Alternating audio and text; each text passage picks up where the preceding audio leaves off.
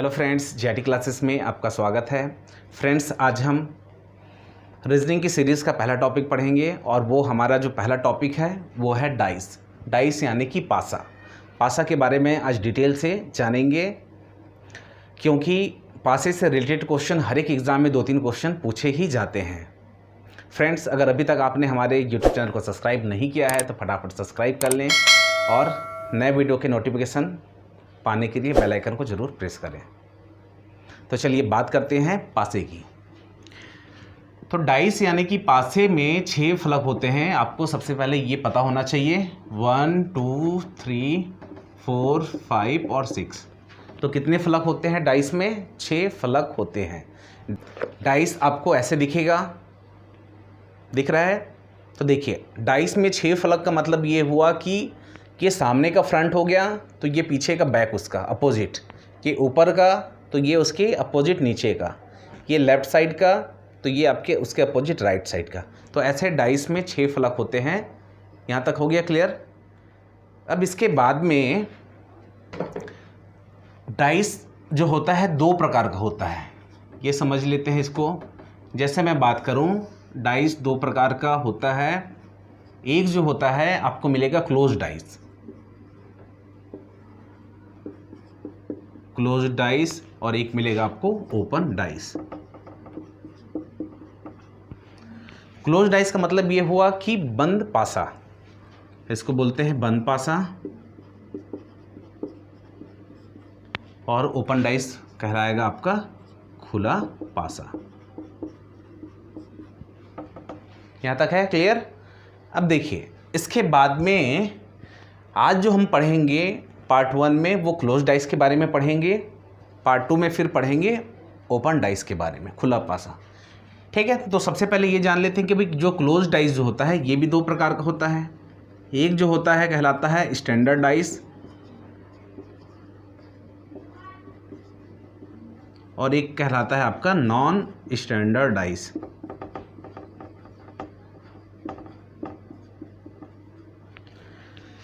Standard dice का मतलब ये हो गया कि मानक पासा। अब ये मानक पासा क्या है जब आगे पढ़ेंगे तो अभी समझ में आएगा, अभी केवल आप इतना नोट डाउन करते जाइए। और नॉन स्टैंडर्ड डाइस का मतलब हो गया साधारण पासा। हो गया यहाँ तक क्लियर? इसके आगे चलिए फ्रेंड्स, अब देखते हैं कि पासा दिखता कैसे है। तो आप ऐसे पासा को बना सकते हो, मैं ऐसा बना रहा हूँ। आप आई होप मेरे से आप अब अच्छा बना लेंगे इसको। ठीक है? तो अभी आप ये समझिए कि पासे में हमको क्या क्या दिखता है। पासे में आप 3 पॉइंट को नोट करिए। पहला जो पॉइंट है कि पासे में हम मैक्सिमम 3 फलक को देख सकते हैं। ठीक है? पासे में क्या कर सकते हैं? 3 फलक को देख सकते हैं, देख सकते हैं। यहाँ तक क्लियर है? उसके बाद में आपको ये याद रखना है कि 4 पड़ोसी होते हैं। 4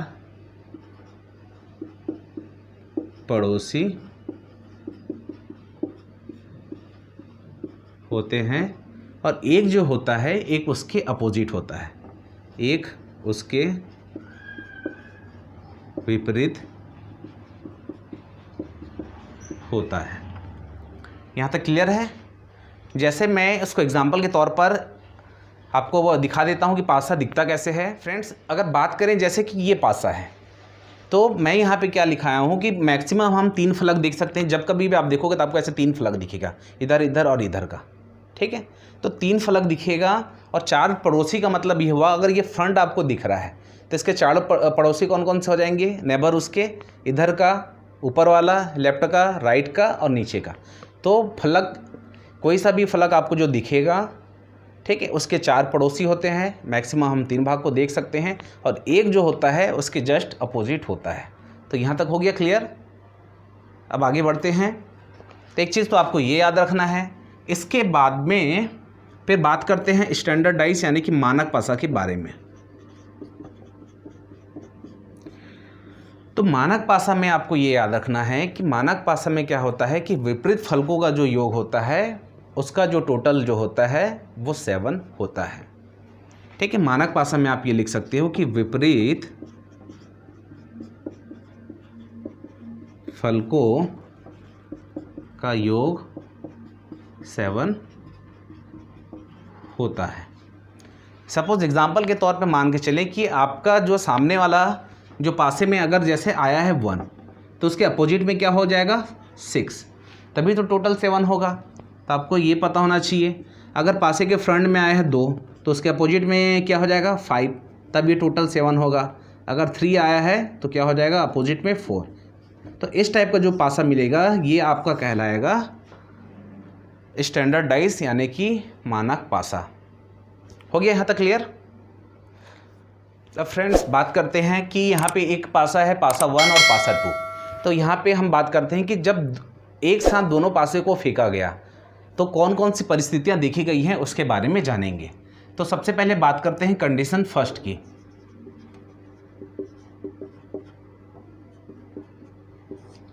जब दो पासे को एक साथ फेंकेंगे तो कौन कौन सा कंडीशन बनता है, तो उसमें हम देखेंगे पहला कंडीशन जब तीनों अंक समान हो। तो यहाँ पे नोट डाउन करिए आप, जब तीनों अंक समान हो। यहाँ तक हुआ क्लियर? जब तीनों अंक का समान हो उसका मतलब क्या हुआ कि आप ये डाइस बना लो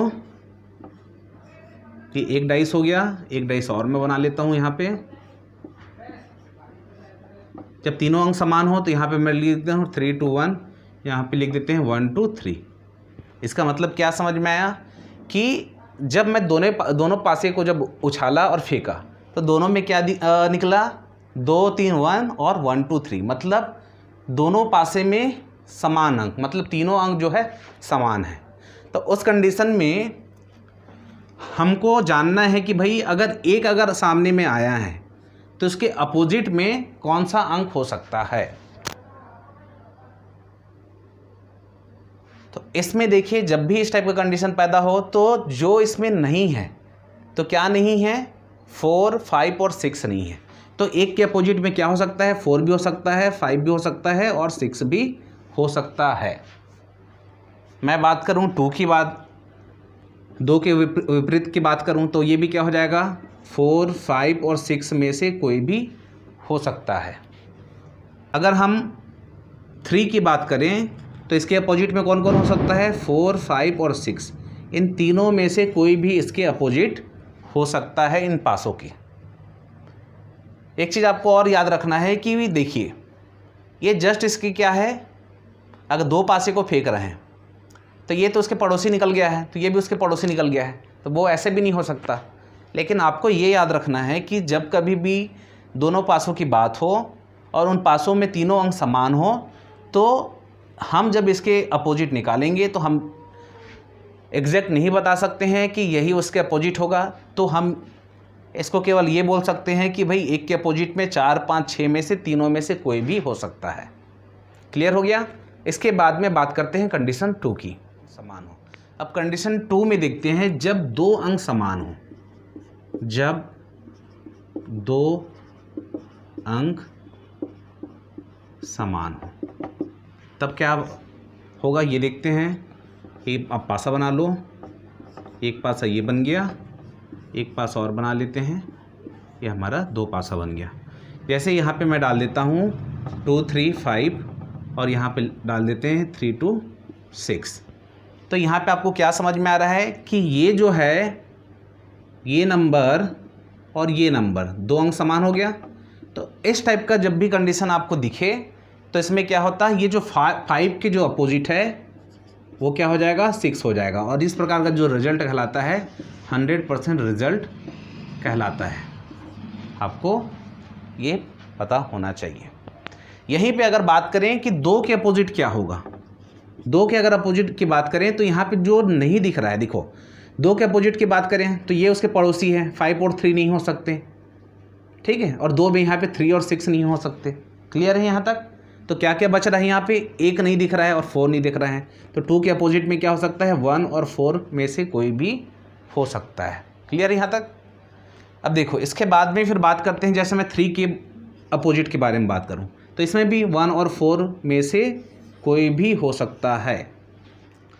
चलिए फ्रेंड्स, अब बात करते हैं कंडीशन तीसरा। तो कंडीशन थर्ड में जब अभी तक देख लिए कि जब 3 अंक समान हो, 2 अंक समान हो। अब बात करते हैं जब 1 अंक समान हो, 1 अंक समान हो। ठीक है, तो मैं यहाँ पे 2 पासा बना देता हूँ। यहाँ पे लिख देते हैं जैसे 2, 3, 6 और एक और पासा बनाते हैं, उसमें लिख देता हूँ 3, 5, 4। ठीक है, क्लियर है। अब देखिए यहाँ पे क्या दिख रहा है, जब 1 अंक समान हो मतलब इसमें भी 3 है और आपका इसमें भी 3 है। तो इसका मतलब क्या हुआ, क्या समझ में आया आपको?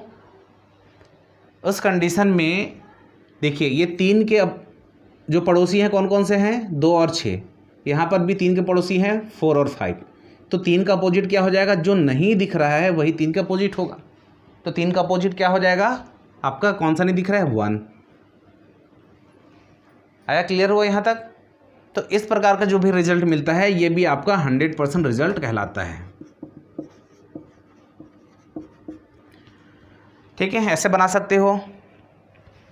तो देखिए यहाँ पे 3 के पड़ोसी हैं 2 और 6।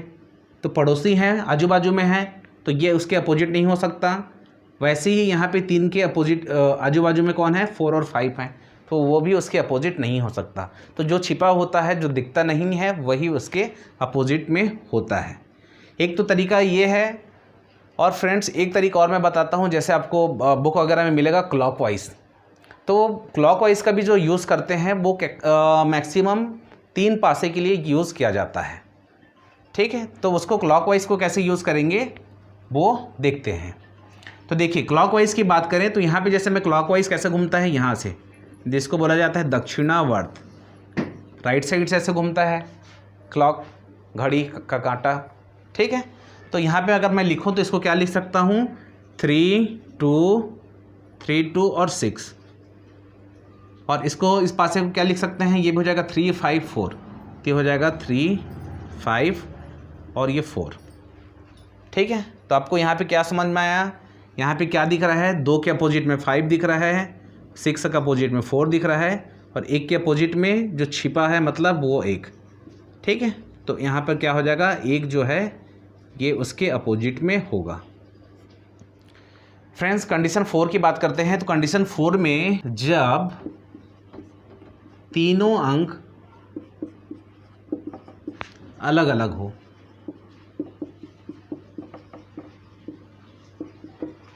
ठीक है, तो देखिए क्या हो जाएगा, यहाँ पे 2 पासा बना लेते हैं।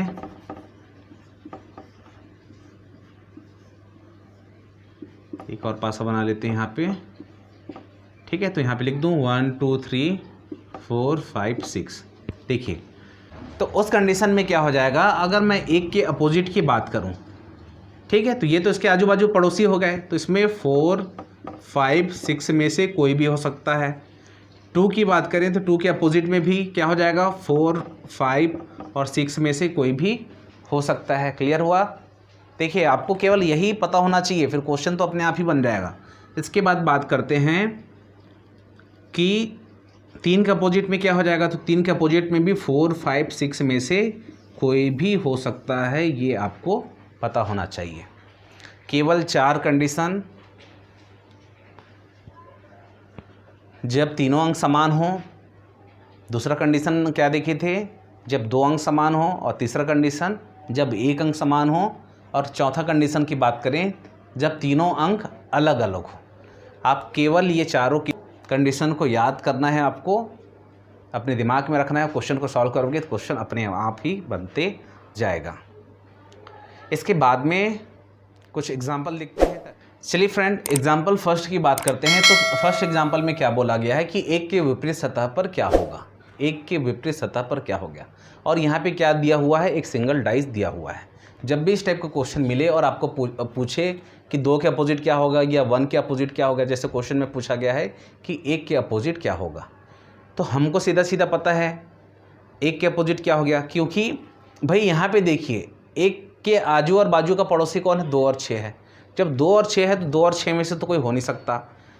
और जो बचा है कौन कौन सा बचा है, 3, 4 और 5 बचा हुआ है। तो 3, 4, 5 में से हमसे केवल एक डिजिट को नहीं बोल सकते, तो 3, 4, 5 में से कोई भी हो सकता है। तो इसका जो आंसर जो होगा आपका डी आंसर होगा। 3, 4, 5 में से कोई भी हो सकता है, तो ऐसे आपको पहचानना है। ये हो जाएगा हमारा आंसर। क्वेश्चन नंबर 2 की बात करते हैं। तो इस क्वेश्चन में क्या बोला गया है कि 4 की विपरीत सतह पर कौन सा होगा। देखिए ये दोनों को मिक्स मैं बताता हूँ। देखिए यहाँ पे क्या बोल रहा है कि 4 के विपरीत सतह पर कौन सा अंक होगा। 4 के विपरीत सतह पर, ये 4 की, तो 4 के विपरीत सतह पर 2 और 6 तो हो नहीं सकते। सबसे पहले तो इन दोनों को ऑप्शन को ही ख़त्म कर दो। तो कौन कौन सा ऑप्शन ख़त्म हो गया, इसमें 2 का तो ऑप्शन ही नहीं है, 6 है, तो 6 तो हो ही नहीं सकता क्योंकि ये उसका नेबर है, पड़ोसी है, ठीक है। और हमको पूछा है 4 के अपोजिट में। तो देखिए इस टाइप के क्वेश्चन को कैसे हल किया जाता है। जैसे पहले क्वेश्चन की बात करें तो पहले क्वेश्चन में क्या था, अगर हम मानक पासा की बात करें तो 6 और 1 7, उसी पासा में जो टोटल है जो 7 हो गया, तो ये मानक पासा हो ही नहीं सकता। अब देखिए क्वेश्चन 2 की बात करें तो देखिए अगर मैं 2 के अपोजिट 5 लूँ तो मानक पासा होगा। 4 है, 4 के अपोजिट में 3 लूँ तो मानक पासा होगा। और 6 के अपोजिट में जो नहीं दिख रहा है 1 लूँ तो मानक पासा होगा। तो इस टाइप का जो पासा आता है जिसके विपरीत फलकों का जो योग होता है 7 होता है, वही पासा हमारा मानक पासा कहलाता है। तो ये जो पासा देख रहे हो ये आपका मानक पासा है, ठीक है। तो इसके विपरीत फलक की बात करें तो क्या बोल रहा है यहाँ पे, 4 के विपरीत सतह पर कौन सा है। तो 4 के भाई विपरीत सतह पर +3 होगा तभी तो ये 7 होगा, तब ये कहलाएगा आपका मानक पासा, ठीक है। तो हमारा जो आंसर हो जाएगा कौन सा हो जाएगा, ये ऑप्शन ए, ये हमारा आंसर होगा। क्लियर है, समझ में आया, नहीं आया तो एक बार मैं और रिपीट कर देता हूँ। देखिए आपको सबसे पहले ये समझना है कि इन तीनों में कहीं पे टोटल हो रहा है क्या मानक पासा का। अगर 6 और 4 10, 6 और 2 8, 2 और 4 6, तो कहीं पे आपस में जुड़ के 7 हो रहा है, टोटल कहीं पर नहीं हो रहा है। जब इस टाइप का कंडीशन पैदा हो तो हमको इसके अपोजिट देखना है। तो 6 के अपोजिट में अगर 1 करूं जो हिडन है तो 7 हो के मानक पासा बनेगा। 2 के अपोजिट में मैं 5 को मानूं तो मानक पासा बनेगा, और 4 के अपोजिट में 3 को मानूं तो मानक पासा बनेगा, ठीक है। तो देखिए तो यहाँ पे ऑप्शन में दिया हुआ है कि 4 5 तो हो नहीं सकता, और ये जो सीक्वेंस बना है इसके अपोजिट वाला इस पासे में नहीं दिया गया है। तो ये पासा तो हमको सबसे पहले समझ में आ गया कि जो पासा है ये मानक पासा है। जब मानक पासा है तो ये 4 के अपोजिट में आपका 3 ही होगा। आपको ये याद रखना है क्योंकि हमको क्या पूछा गया है, 4 के अपोजिट में क्या होगा। तो हमारा आंसर जो है ए ऑप्शन होगा। क्लियर है। इसके बाद में कुछ एग्जाम्पल और देखते हैं। चलिए अब देखते हैं एग्जाम्पल 3 को। एग्जाम्पल 3 में क्या बोला गया है कि 6 के विपरीत क्या होगा। 6 के विपरीत मतलब ये दिख रहा है आपको 6 है। 6 के विपरीत मतलब 4 और 5 में से नहीं हो सकता, ठीक है। हाँ, इसमें सबसे पहले आपको और ध्यान देना है। देखिए इसमें 4 है, इसमें 4 है, और दोनों अंक अलग है। तो ये कौन सा कंडीशन हो गया, कौन से कंडीशन की बात करें, जब एक अंक समान हो। क्लियर है यहाँ पे, जब एक अंक समान हो। देखिए इसमें भी 4 है, इसमें भी 4 है, दोनों अंक अलग अलग है। तो इसमें क्या हो जाएगा, जब एक अंक समान हो तो हम उसमें क्या लगा सकते हैं, क्लॉकवाइज। और क्लॉकवाइज लगाने के लिए भी मैं क्या बोला हूँ आपको, केवल 3 पासे तक आप लगा सकते हो। तो इसमें करना कुछ नहीं है, सीधा सीधा क्लॉकवाइज लगा देते हैं। देखिए इसमें 6 की बात करें तो 4 और 5 तो उसके अपोजिट होगा नहीं, ठीक है। तो क्लॉकवाइज लगाएंगे, क्या हो जाएगा क्लॉकवाइज में 4 3 2, ये हो जाएगा 4 3 2, 4 3 2, कांटा ऐसे घूमता है तो ये हो जाएगा आपका 4 5 और 6। तो क्वेश्चन में क्या पूछा है, 6 के अपोजिट कौन है। तो यहाँ पे क्या दिख रहा है, 6 के अपोजिट में आपका 2। तो हमारा जो आंसर जो हो जाएगा 6 के अपोजिट में क्या है, 2 है। तो ये हमारा आंसर हो जाएगा। क्लियर है। यहाँ पर जब एक अंक समान हो तो आप क्लॉकवाइज लगा सकते हो। अब क्वेश्चन नंबर 4 की बात करते हैं। तो 1 के विपरीत कौन होगा। एक के विपरीत कौन होगा? सबसे पहले यहाँ पे दो पासा, सबसे पहले हम एग्जाम्पल देखे थे एक पासा का, अब यहाँ पे दो पासा का देख रहे हैं। तो देखिए इसमें क्या दिख रहा है, इसमें 4 और 6 दिख रहा है आपका, इसमें भी आपको दिख रहा है 4 और 6। तो ये कौन सा कंडीशन हो गया? जब दो अंक समान हो, जब दो अंक समान हो, यानी कंडीशन फर्स्ट सेकंड की बात कर रहे हैं। जब दो अंक समान हो तो जो बचता है वही उसका आंसर होता है। तो क्या पूछा है? एक के विपरीत कौन होगा? तो एक के अपोजिट में 2 होगा, यही हमारा आंसर होगा, ये 2। ठीक है, इसमें सीधा सीधा है, जब दो अंक समान हो तो जो बचता है वही उसके अपोजिट में होगा। देखते हैं फ्रेंड एग्जाम्पल 5 और 6 को। तो एग्जाम्पल 5 में क्या बोला गया है कि 3 के विपरीत कौन होगा। जब कभी भी आपको एग्ज़ाम में क्वेश्चन पासेस से रिलेटेड आए तो आपको देखो, आपका आंसर कहीं से भी निकले, आपको कंपेयर तीनों में नहीं करना है, कंपेयर तो हमेशा 2 में ही करके आपको आंसर निकालना है। ठीक है, सबसे पहले तो आपको ये याद रखना है। ऐसे ही अगर 4 पासा भी दिया रहा है तो आपको तो फाइंड आउट ये करना है कि भाई 2 पासे से उसका रिजल्ट क्या निकल रहा है। फिर इससे इस दोनों को किए, कुछ रिजल्ट नहीं मिला तो इसको इससे करके देखिए, फिर इसको इससे करके देखिए। तो ऐसे कंपेयर करके आंसर को निकाला जाता है। तो बात करते हैं एग्जाम्पल 5 की। 3 के विपरीत कौन है? तो हमको निकालना है 3 इसमें भी है, सबसे पहले तो ये देख लो, और 3 इसमें भी है। तो 3 वाले को सबसे पहले कंपेयर कर लो। तो इसमें क्या दिख रहा है? 6 3 दिख रहा है।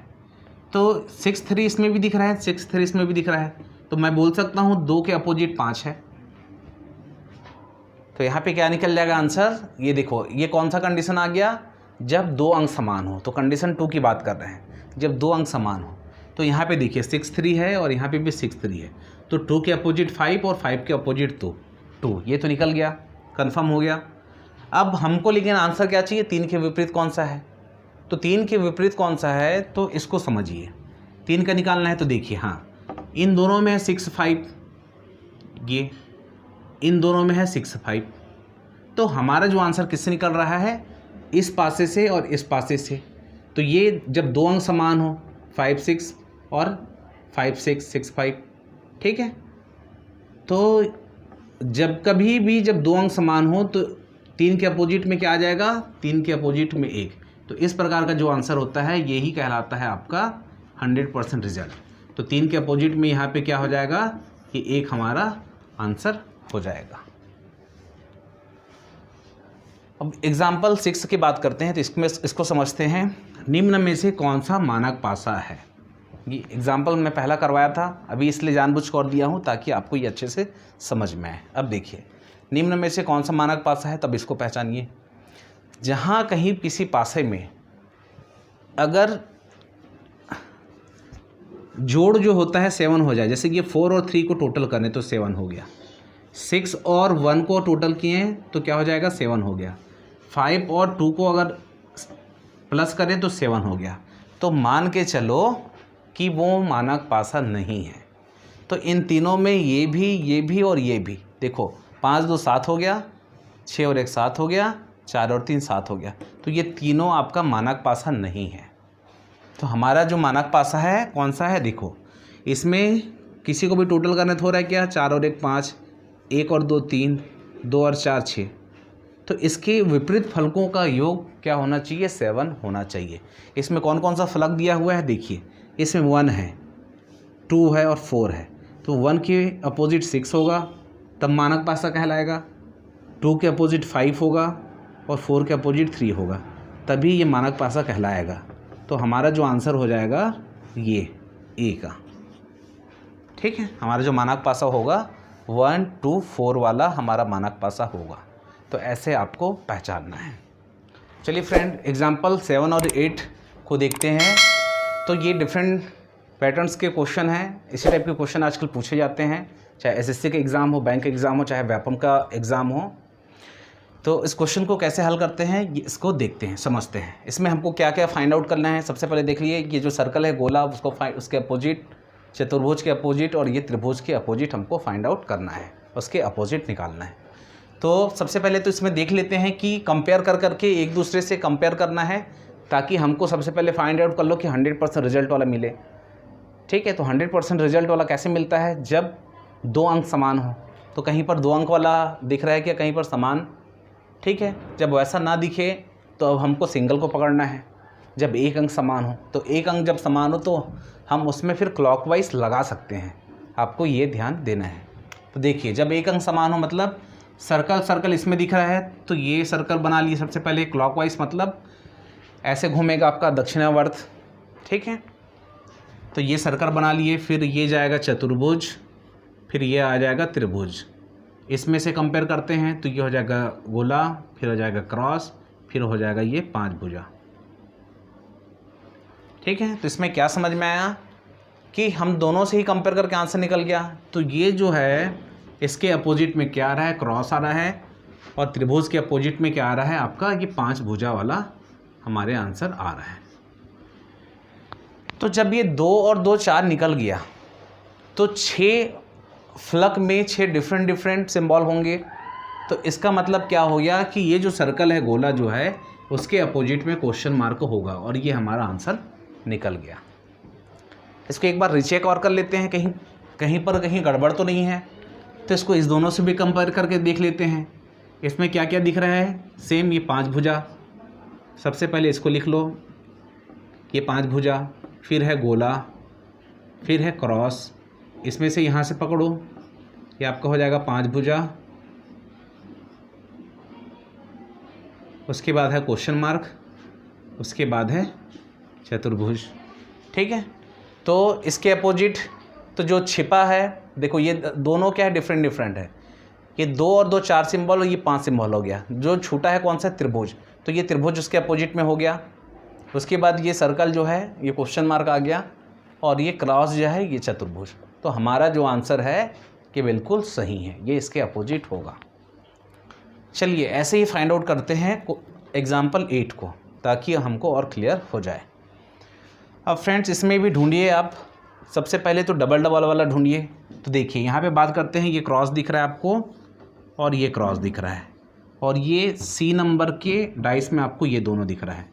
तो इसका मतलब क्या हुआ कि त्रिभुज के जो अपोजिट होगा वो क्या हो जाएगा, गोला होगा। त्रिभुज के अपोजिट गोला। तो ये इस टाइप का जो रिजल्ट मिलता है यह कहलाता है आपका 100%। इसके बाद में अब हमको और फाइंड आउट करना है। उसको फाइंड आउट कैसे करना है उसको देखते हैं। अब यहीं से और देखिए, कहीं पर एक है चतुर्भुज और त्रिभुज, ये दोनों दिख रहा है। देखिए चतुर्भुज त्रिभुज, और यहाँ पे है चतुर्भुज त्रिभुज। तो देखिए यहाँ से इन दोनों से कर सकते हैं एक और कंपेयर, A से और D से, चतुर्भुज और त्रिभुज, चतुर्भुज त्रिभुज। तो इसके अपोजिट त्रिभुज के हाँ चतुर्भुज त्रिभुज।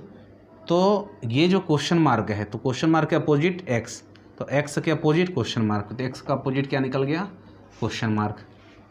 तो एक और सिंबल बचा, 2 सिंबल हो गए ये और ये।